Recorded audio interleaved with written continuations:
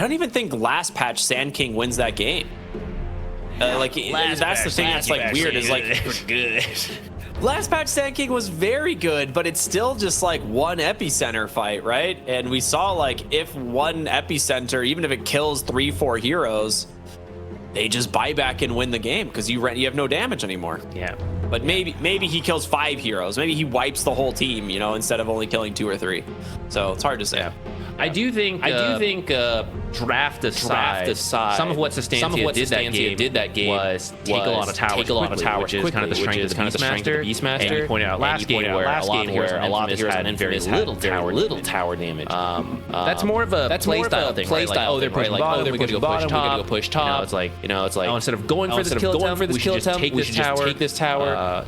Didn't see that as much from them in game number 2 compared to game number 1. And that made it very difficult to make plays on the map to successfully creep cut, which is what got some of their heroes caught out and eventually killed, which led to the loss of their base. If you do have those early tier ones on your side, then it becomes much easier to make your way to the map, cut waves, drag the game out, buy time until you have your epicenter up again. So maybe that's something they'll take from it. Consider it in game number 3. Let's see what the draft brings. Because looks like we've already got some swap-ups again. Ricky being banned now in this first phase. He was. Yeah, I don't know what's going on with that one. He was banned in the last game, but second phase. So I wonder if that means they're going to bump up the priority of the Phoenix. Maybe Phoenix or Shadow Shaman. I mean, Shadow Shaman won both games. He's been doing a lot. And he's been a very strong hero this patch so far. Oracle. Okay, they get their Oracle as a response since this was banned out in the previous games. I'm excited to see Oracle. I feel like I don't fully understand why this hero has become so good again. Some of the buffs he got are that his W has more cast range at level 1, which you often left it at an early value point. And you're one of the few heroes with an early dispel for something like Silencer. This matchup kind of goes both ways, which is that we might see a lane swap here to put Oracle in the lane with Silencer so that you can't just obliterate people with that silence Bloodseeker combo we saw earlier. Even without the Bloodseeker, Silencer does a lot of damage, not nearly as oppressive as with the Bloodseeker. But you can dispel that stuff, whereas most other heroes, of course, global is a huge pain point for you as Oracle to prevent you from saving anyone, unless you can see it coming and self-cast the Q before the global comes out. But that is extremely hard. More luck-based than anything to do. Yeah. I'm kind of shocked as well that we're seeing Oracle more, because I also am not 100% sure as to why. I think in general, just some of the really OP 5s, like, I mean, we're still seeing Ancient Apparition get banned, and now like this Undying, but in the last patch we had a handful of 5s that were just massively overpowered, right? Things like the Ringmaster were just way too good. Even Naga Siren was kind of coming back into the meta a little bit towards the end, but it kind of pokes his head in here a little bit. But I mean, Oracle's always got the ability to just kind of bail out a hero, and if you can maybe extend fights in this patch, maybe that's the reason. Maybe we're going into like more of an extended fight patch instead of just bursting down heroes. Tusk for Sustancia for now. This is a strong support duo. Yeah, but I think once you have Dawnbreaker, maybe. Yeah, I think you're looking for dispels and mobility on some of your cores. Because once you have dispels, right, you kind of don't care about Silencer. And Tusk's main thing is that he can get to you and trigger BKB, Pierce, like Ice Shard block you. But if you're like Storm Spirit, you're gonna dodge. You're like Ember Spirit, you can dodge a lot of that. So this support duo. They work well together until they suddenly don't. Like once you have the items, they suddenly will not do very much.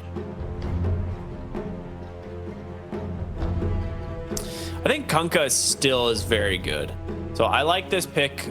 Still very flexible. Some of the recent, like quote unquote nerf is just Grog Blossom.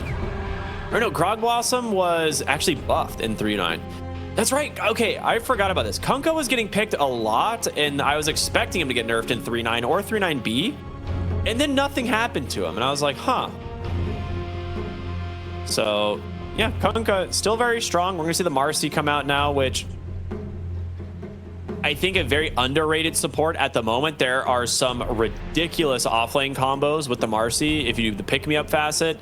I don't know if they want to do it with the Kunkka, but you could very easily just go the pick-me-up. You could rebound into a torrent, almost guaranteed, into the cleave and the damage from Tidebringer and then the toss back. I feel like any of these like double melee offlanes that pair well with Marcy and getting on top of heroes is really strong. Yeah, Silencer has no way to get away as well. So if you commit on him, he's just gonna die. He's just gonna die. Though if he has the arcing on you, I mean, you have to use multiple spells to get the kill. You might be able to get a return kill if you pick a strong carry. We see the return of the Dawnbreaker Tusk, and this time the Undying is out. So we might actually get to see them go for the kills that they were hoping for. Game number 1. There's the Ursa we talked about. The beginning of all of this. We were thinking about him for last game. How do you feel about him in this game, Ricky? I think so far I like the idea because they know they're going to try and go for a Marcy match. But hear me out. I also think Batrider is a crazy good pairing with the Marcy. So I right now would go 3-position Batrider, move the Kunkka mid, and you go the Arsonist facet, and it absolutely crushes the Ursa. Or you go offlane Venomancer here. Ooh. I think those are like your two. I think offlane Veno or offlane Batrider like completely win this game. I don't even think it's playable for Sustancia if you pick either of those heroes right now. Like Dawnbreaker's ult will help stop Lasso, but the Lasso will still go through, especially since Global Silence isn't going to stop the Lasso. Like you initiate with it, you're still going to find your opening onto the target, or like you just lasso the Silencer out of the fight or something like that. But they go Slardar instead. I feel like this is risky. So with like I said, when you pick up Marcy, a lot of times you want to pair it with like a dual melee offlane with the pick-me-up facet. The two that I've seen that are the strongest are Slardar and Magnus. Slardar's is hilarious because it's, rebound into bash, into crush, into bash, into throwback, into bash. It's really dumb. Yeah, you can get 3 bashes off in the combo because you just don't get to move. So I am curious if it's going to be strong enough into an Ursa. I think you may just pick on the Silencer, but Silencer can just sit really far back. It's going to be a weird lane. I think Venomancer or Batrider would have been safer, but I'm not opposed to the Slardar because you do have a lot of physical damage from the Kunkka already. Yeah, I think I favor the Marcy a little bit, but it's an easy lane to mess up, and once you fall behind, struggle a lot. So I think it will be a little bit of a skill-based matchup. I wonder if you can put Tusk there instead of Silencer, because I feel like if you snowball dodge some of this stuff, it actually turns a lot for you, and then like tag team. It would also be very volatile, but I feel like Tusk can do a little bit more than Silencer can. And Silencer Dawnbreaker's not the worst lane, but you are giving the Silencer to Oracle matchup, which is like, maybe not great.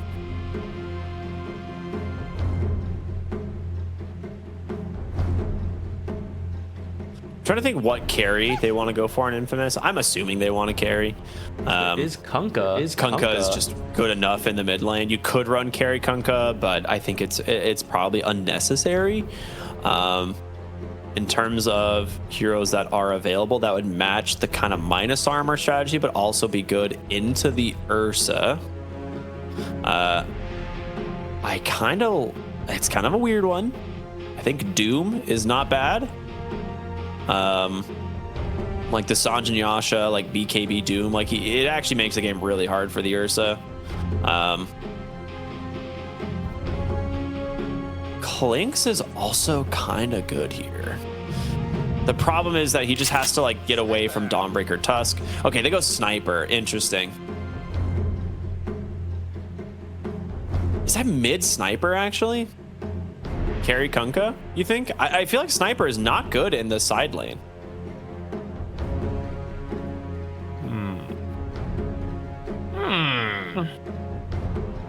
I guess you could have done Sven as well. Sven actually would have been pretty sick. If they try to make the play on Dawnbreaker Tusk, you just Stormhammer them. I mean, something Sniper's got going for him is that he's pretty long range. So Tusk and Dawnbreaker need to get close to do the damage. And ideally, you get close naturally, and then you use your gap closing and get the finish the kill. So you have to use the gap closers to get close to start. And an Oracle is there to disarm and maybe save. Maybe you commit too hard and can't actually get the sniper, and now you have to run away from a sniper who just whittles you down. No, okay, forget all. No, okay, it is just going to be mid sniper, and then the carry Kunkka is very tanky, and so maybe you can just survive that combo instead. You technically have a stun with Torrent as well, so if you see them getting primed, if you see like the tag team come out, you can just stand on your own Torrent and try and stop the Dawnbreaker combo. But you're gonna have to rely on the disarm from the Oracle. Like, that's the only way this works, right? Like, you have to disarm the Dawnbreaker when that combo is coming out. I mean, maybe you could still attack. The thing is, if you disarm her, she's still going to hit you with Starbreaker. So, I don't know. It's going to be a weird lane for sure. The mid lane, Magnus versus Sniper. I think Magnus should have absolute free farm here. It's a little bit annoying because of Shrapnel, but you're going to have like 15 to 20 damage over the Sniper going into this lane. So you're going to see a lot of denies coming out from the Magnus at the expense of his HP, which I think ultimately is fine because he goes bottle in the mid lane anyway. I don't know how it's gonna go. But I'll tell you what. I mean, these are both teams once again picking some heavy-oriented heroes. So expecting another 2 kills per minute going into this game. And a lot of snowball potential. But I would have said that for past games as well, which ended up very even going into 20 minutes, and then suddenly completely snowball. Which both teams have Tormentor and Roshan potential. So we'll just have to see. I was so confused. We go into the game and I'm like, why do I hear basketball sounds? It's the Oracle taunt. Totally forgot that thing exists.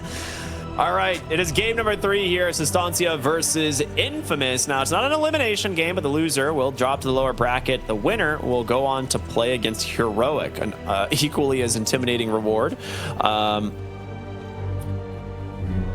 As for the draft, the facets, it's Solar Charge, Dawnbreaker, Tag Team, Bear Down, Suffer in Silence. Whoa, he went Diminishing Return. Wait a minute. I mean, we don't really see this facet that much. I thought it would be decent and people would kind of pick it up here and there because it does seem like a lot of damage, but most people have been taking the internal empowerment just for, you know, laning sake, but Faker going for it in mid here. I think some of the idea. It's a cool facet. Yeah, I think some of the ideas that he's going to go for Spellcaster, Magnus, because you have an Ursa carry. You know he's going to bring a lot of damage. You have supports that bring a decent amount of damage to amplify cores. Dawnbreaker brings a lot of damage. So rather than try to be another right-click damage source, you just need to catch the heroes. If Oracle is out of position, if Sniper is out of position, that's where the fight becomes really easy because you just kill them, skewer them out. And I think that's what he's going to prioritize. So going for the diminishing returns might also help him in the lane. Versus a long range sniper. Not as easy to use the empower to start. Yeah, I think I've seen. So I've actually, when this facet came out, I actually played it quite a bit because I really liked the old shard. I thought it was really good. So I really wanted to try, you know, the facet that just gave it to you for free, essentially. It feels really strong. I think you have to rush Kaya. I don't think you have a choice. I think if you don't get an early Kaya on this build, you just run out of mana completely. So I would like to see an early Kaya pickup. And he might go, I think the build has typically been like Kaya into Blink or Blink into Kaya. And then you just finish your Kaya Yasha into like the Aghanim Scepter and stuff like that. And you just spam this ability constantly whenever you see a hero.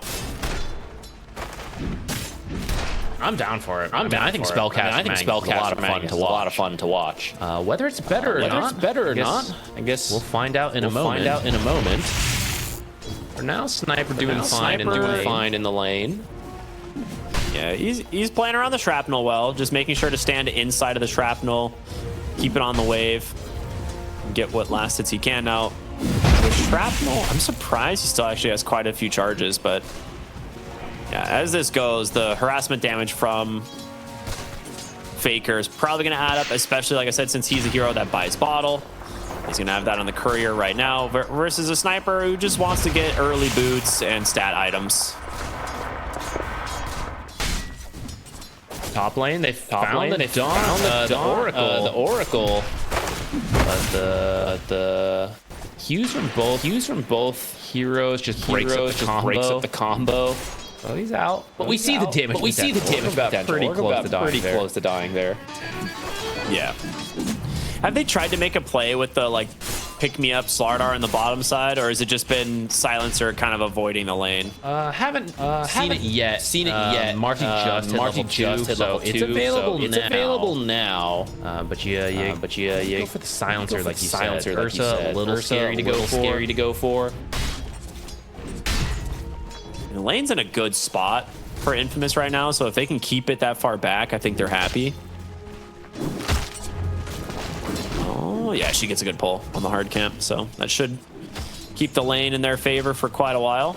She grabbed the Lotus as well. Mid so maybe with that, you can look for a kill. A little bit of a extra heal. I was gonna say Tusk was trying to make a rotation, but there's a ward seeing him, so Sniper not gonna get caught from that rotation at all.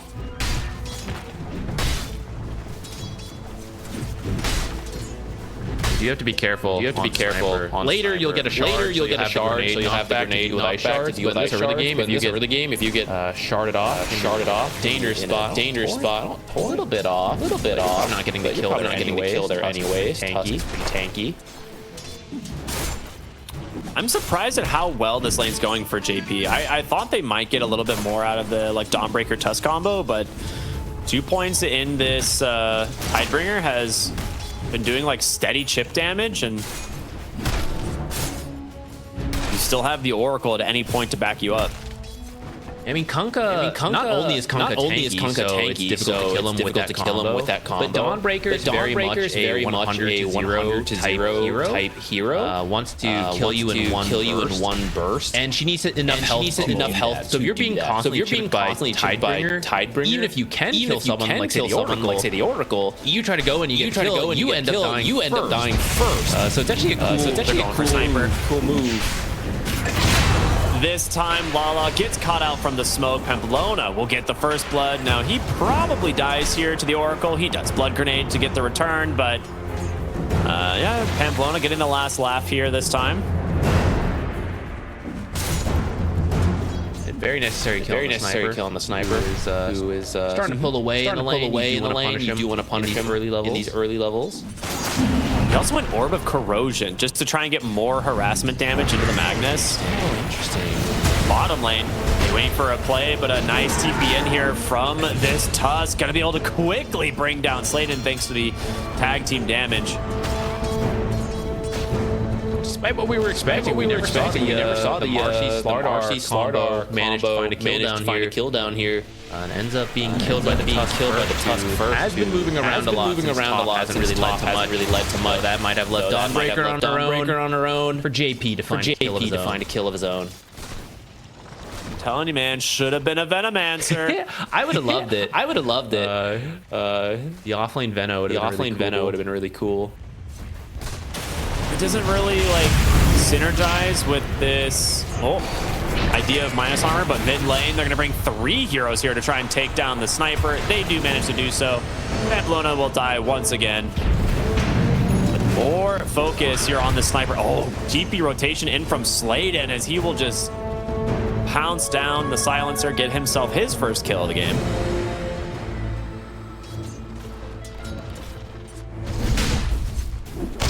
Sets up the Magnus for a decent start. Sniper having to deal with the sniper harass is annoying, and that's usually sniper's win the lane. The more you reduce that, the more you're reaching the point where Magnus will win the mid to late game when you have the RP catch on the sniper, push him out of position, easily get him killed off with the Ursa. You need to be winning this early game as sniper. Dying like that twice. Starting to miss that. The whole point of the sniper pick.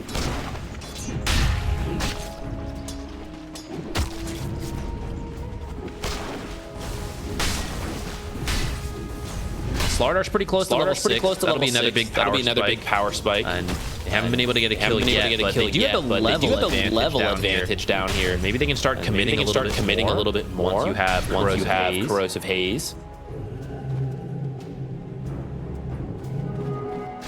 Both supports pick up their own wisdom shrines, so they are not worried about that. Level 6 now for the Slardars, so Corrosive Haze online mid lane. Lala in trouble. The Dawnbreaker does make the rotation in an RP. It only catches the Oracle, and now with JP coming in, X the boat pulls back Baker. I feel like we're going to see a tip coming through here in a moment. 2 dead on the side of the Radiant. A great response here from Infamous. Great idea to try to use the RP and the... Here's the Corrosive Haze. You rotated mid. He's dead. Yeah, he's definitely dead. That's 3 points bash here on the Slardar, which not that typical, but you have pick-me-up coming in from Slade, and if he gets vision of the silencer, I think they know he's down here on the bottom side. They do see him now. Get him a little bit closer. Just needs one stomp. Yeah, they got him. The damage. One more auto attack. Yeah.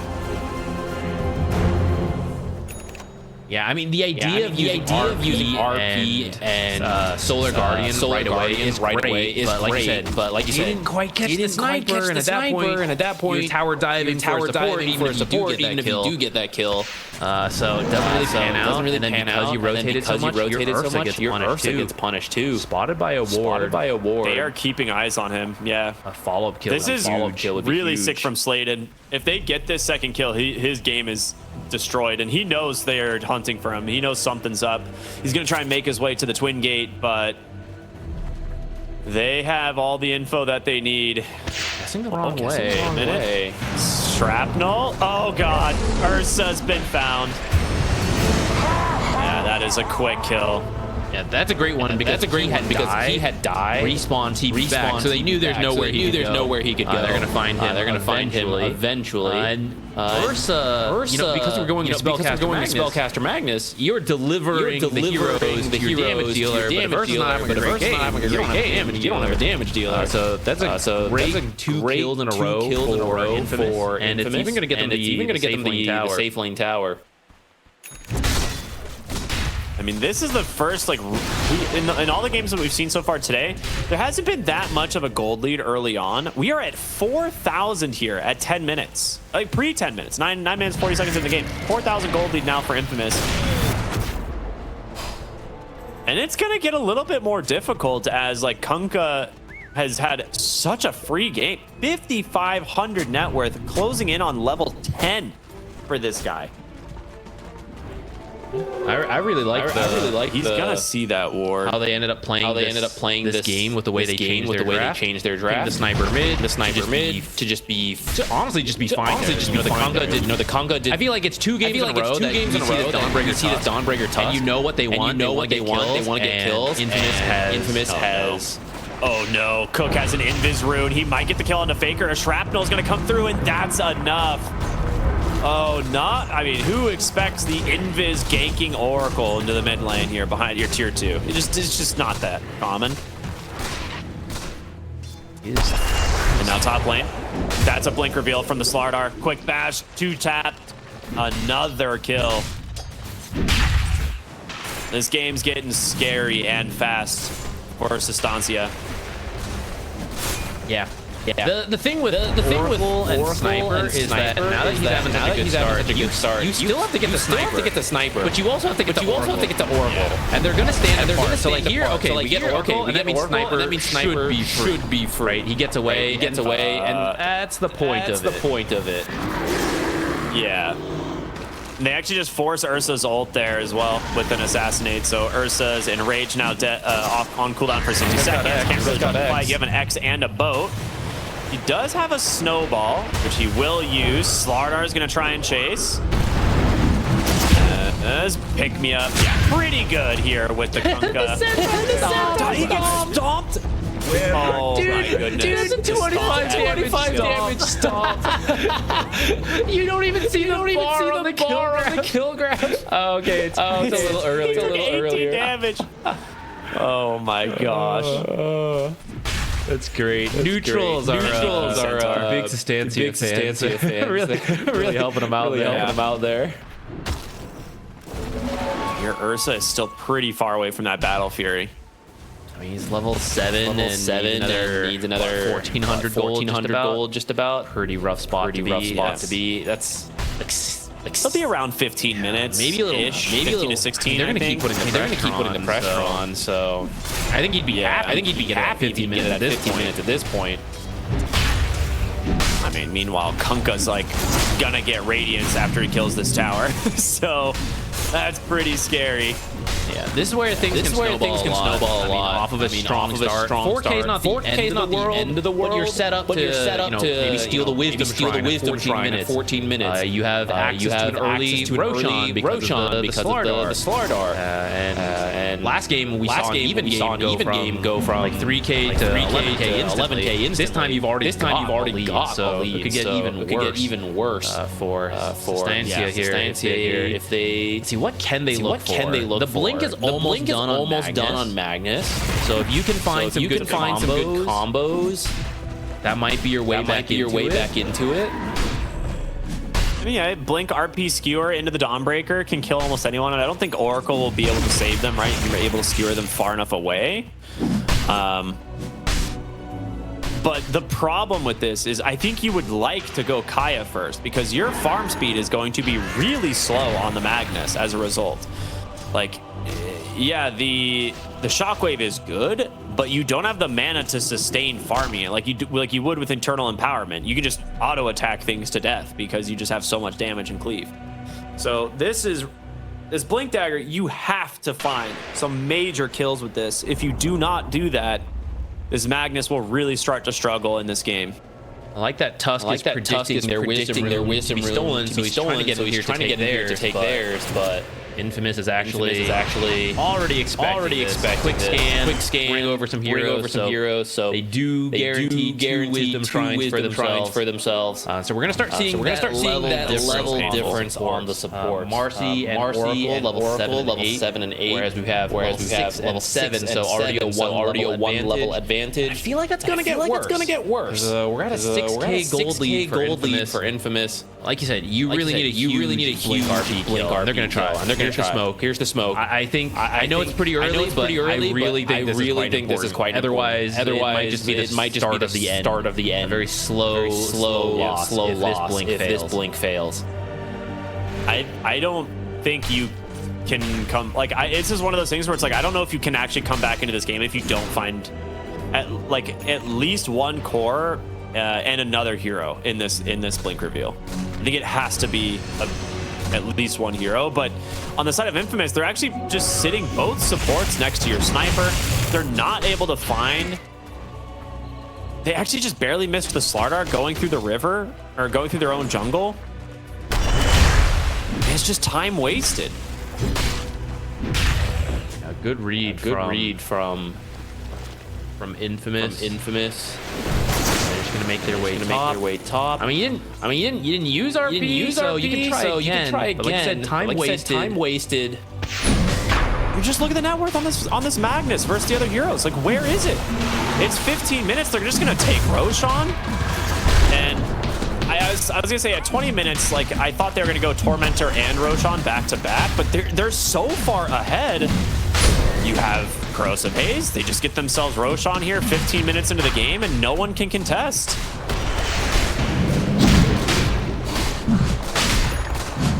And you're not even getting a tower out of this. Like, bottom tower is being taken by a Tusk, but they TP down the Kunkka. So there's just... I don't know where they're gonna be able to find their fight at this point.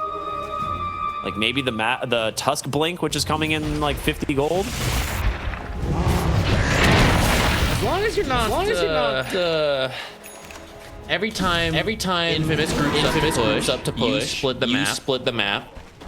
And hopefully you take some of these tier 1s, especially I think that's kind of your main goal as Sustancia here. But at some point, as long as you're not 20k behind as they come to your high ground, there's always the chance of the RP skewer, right? But you get one chance. If they break high ground, I think it's gonna lead to the end of the game. So you have one more big opportunity there, and if you can find a smaller pickoff in the meantime to help you out. You certainly go for it. Infamous has been mostly playing together, not giving up that big fight or small pickoffs. It does mean their gold lead is not growing massively. So that's what can keep Sustancia in this game for now. I do think they have to try to get this top tower. They have a couple heroes up here. I think it's worth committing even if you lose. Because right now it's very difficult to creep all the tier 1s up. I think it's worth dying to get a tower at this point. Yeah, I mean, it's so rough being the Magnus in this position because he has to go Aghanim Scepter now. So you were never going to see like the Kaya come out, and as a result, you're not going to get to like your third item this game. Like you might get to your Ags, and then your third item is probably never happening because you're going to be like looking for fights, and you're not going to actually be like farming anymore. It's going to be difficult. I think you have to. I think when they picked it, they knew he was going to have to be playmaker. That's why he opted for the spellcaster build with diminishing return. So you're not focused so much on farming. But like you said, it would have been nice to do a little bit of both. Ooh, that's a good blade mail. Hold on. Skewer. Oh, he gets that Hurricane Pike off. They're just dying so fast. The Magnus dead first. The Crush will take down the second. And mind you, he still has Aegis. So even if you get that RP onto the Sniper, he's coming back with a vengeance. That is 2 heroes dead. That is not the Blink initiation you're hoping for with the Magnus. And now, I mean, I hate to say it, man, but I just don't know what you can do on Sustancia at this point. Like, where can you find the fights? Well, it's not on the Sniper. I'll tell you that. The Aegis, the Oracle behind it. That's right off the Sniper. If you can catch a support warding, that's where you gotta start. Start taking away. Because even though you have a big lead, and you probably don't need the Oracle. I mean, you're gonna play it safe. You're gonna wait for the Oracle. So that's what buys you time. You need these kind of small fights onto supports at this point, because all the cores are so farmed. I really.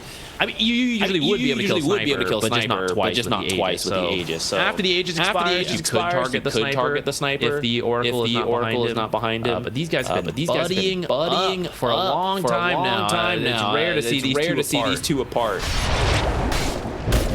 Hold top lane. Blade Mail, again, being used here from the Dawnbreaker, but the Slardar pretty scary, especially with the Marcy here. Magnus wants to go and just splits the uprights. They get the dodge, but in comes Ursa. There's your RP. They will find the kill. Sladen wants to turn here, thinks it may be going on the Ursa. He might have the damage, actually. Rebound just continuing to kite him out, and now with the Sniper showing up, Ursa is dead. 3 fall for the side of Sustancia in exchange for the Slardar.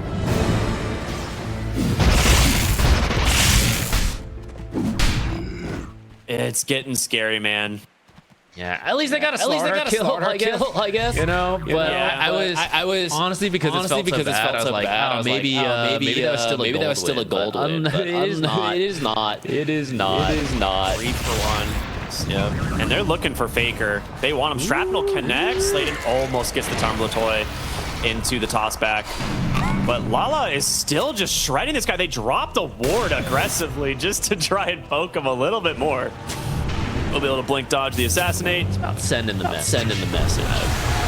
Oh boy. That might be a snowball save. All right, nicely done. Good blink in there from the Tusks. Does get the boat cooldown. Now there is an amplify damage spawned on the top side. I think they see this. 1 minute left on the Aegis here for the sniper.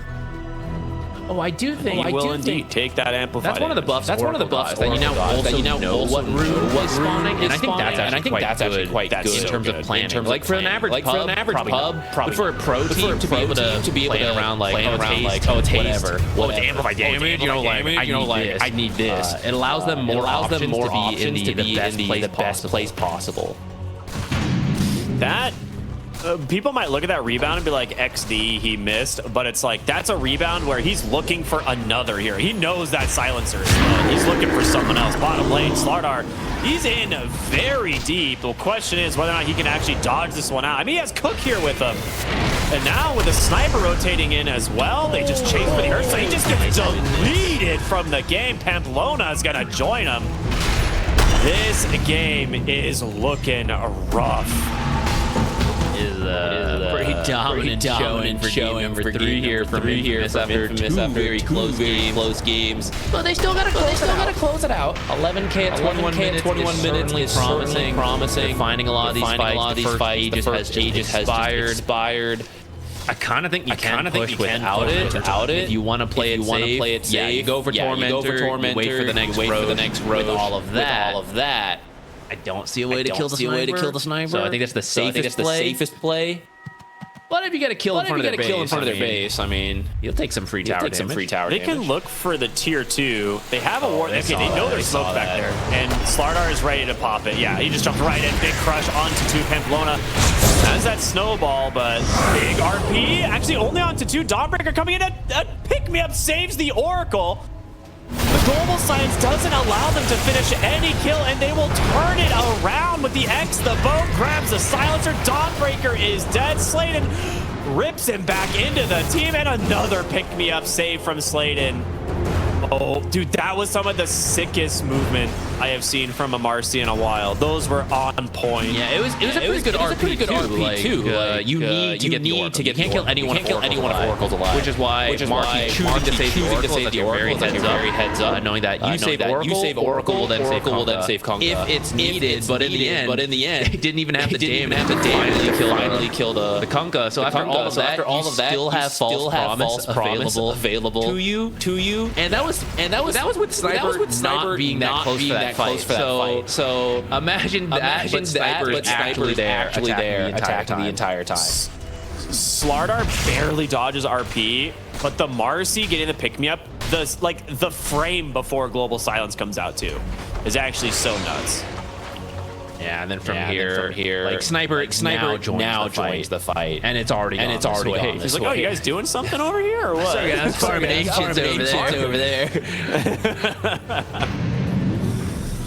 They're smoked up, looking for more. They know this top lane being pushed out by the Magnus. The Courier actually gets seen, and now they will go for the blink out. They should survive this. Well, I say that. They get the vision onto Faker. Oracle is here. He's going to try and TP out, but there's just no way now. You've pulled him to you. Pulled the Slardar to the low ground. Oh, that's not where you wanted. Well, he probably wasn't. I take it back. He probably wasn't getting out anyways, I guess. All right. Ursa snuck his way over. Yeah, this is the kind of thing you gotta do, right? You just have to start cutting. And this is why it's so scary when that tier 1 is still up this entire time. But this is where you gotta play, because as you see on the minimap, Infamous is all over Sustancia. There's nowhere to farm there. You have to come to their half of the map. This is really good to do in pub games, by the way, guys. If you're ever losing, sneak your way out like this, where you can find farm, and then fight for the hype. That's what they're gonna try. It's easy. But Ursa's just gonna chill back here and farm until Magnus can maybe get the RP back. She's like, nah, not this time, Pamplona. I know what you're doing. Yules into the rebound, into the pullback, into the root. He does have a snowball in a blink in a moment. He's going to try and put him in an awkward spot close to his team. Where does he blink to? Up onto the high ground. The assassinate is there. Close. Just in time. Godlike spree for Lala. And now the question for Infamous is, what do you do next? Roshan potentially up here at any moment, right? We saw them take this fairly early into the game at just 15, 16 minutes. So it's going to be respawning somewhat soon. Yeah, you still wait for it. Tormentor will be moving bottom. You just wait. If you find a kill, you take it. While the Tusk is dead, they're going to try for smoke. But if you don't find anything, you just fall back, wait for the Roche. That tough move is still overall worth it. It brought 3 heroes back. He only gave a few hundred gold because he's in such a rough spot. That's why I keep cutting like that. Although risky, when you're this far behind, the risk is worth it. And imagine he gets out, right? He gets all that for free, and then it's even better. Ags for the Magnus, which is pretty good. They need this to secure pickoffs. That being said, Sniper has gone a very defensive build. This, I say quote unquote defensive. It's like Hurricane Pike. He has the shard for the grenade, and now he also has Disperser. So he has 3 avenues to be able to dodge and move around in these fights, but also to dispel Global Silence. They will find themselves the Dawnbreaker here. Blade Mail not being used quite yet. There's going to be a nice Walrus Punch into the Starbreaker, but it gets canceled. And now you're stuck on the low ground here. She's tanky. Not going to be tanky enough to survive this one. Marcy teaming back. She saw the Ursa. Cut the wave. They're looking. They're scanned. They know he's there. Ooh. Or I guess Ursa knows they're there. And hops back down. Wait. That's a sick dodge. Very nice. How come no one's done, specifically Infamous? Why have they not taken Tormentor? I actually thought Ursa was heading to do it when he ran up there. The thing is, it does announce it, and then you'll know. Ursa's at Tormentor. Let's go. So maybe he values sneaking into the enemy half the map and staying there. And I can't say it was wrong. Like now he had to leave, but earlier he stood there for like 2 minutes, which is a lot of money, more than the Tormentor would have given him.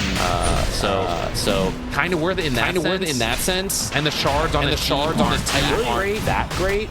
But like you said, I thought Infamous would do it.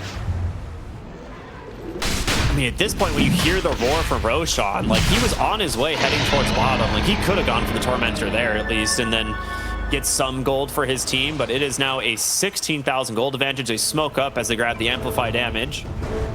And another Aegis into the Sniper. You're going to have the banner now for the Oracle.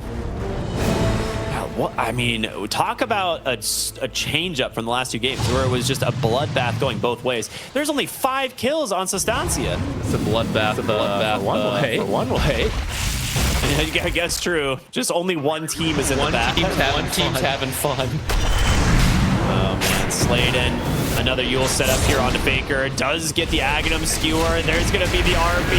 In comes the Ursa and the Dawnbreaker. Hold up. They might find themselves. You gotta get the Slardar. No way. Still getting out. You're kidding me. The Oracle makes it in time to save him. Lala taking a lot of damage from the Dawnbreaker, but she's out of gas. How does the Slardar get out of that?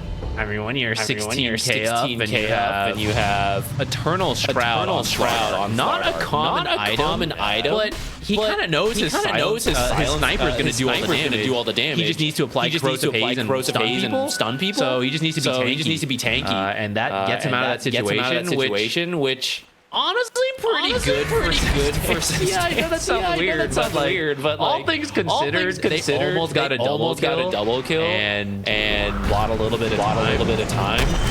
Unfortunately, not quite enough. We've seen this before. Denying creeps. That's so sad. Let him have some. He's like, you're not getting any of this. Come on. That's messed up. I mean, here's where things are. Sniper can actually hit the tower out of range, and then Oracle's behind the sniper even further back. So it's really hard. You also just have X. If you wanted to be even further back, you could do that too. X the sniper every time.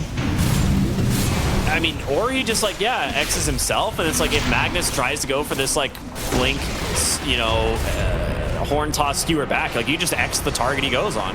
Yeah, that would be the ultra safe version. They were the team 18K behind, but when you're 18K up, you take more risks.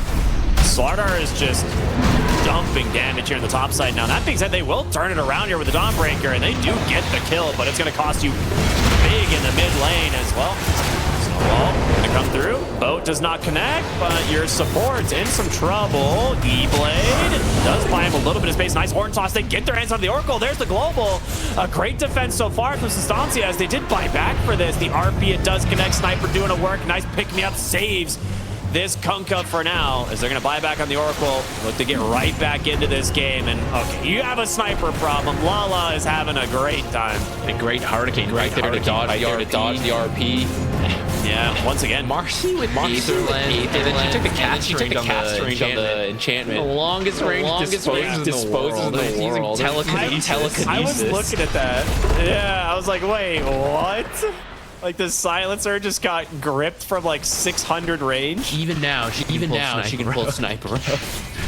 She's got big hands, you know. Yeah. It's fine. Yeah. Really big hands. That's what it is. Oh, it's rough. Unlucky. What can you do? Sniper saw me. What can you do? This guy's got good eyesight for an old man. Oh, you got the Oracle. Or toss, skewer, no RP, but do they have the damage to actually find the kill? Cook rails himself out with the false promise, and well, Lala, he's got the movement, gets pretty far away. A pick-me-up gets the Oracle to safety. JP's in with a BKB, creating all the space. Now Dawnbreaker tries to get aggressive here, but there's the disarm. Pamplona dead to the sniper as he continues to look for more, and well, it's gonna be that Dawnbreaker. What insane plays from Slade in this game on the Marcy.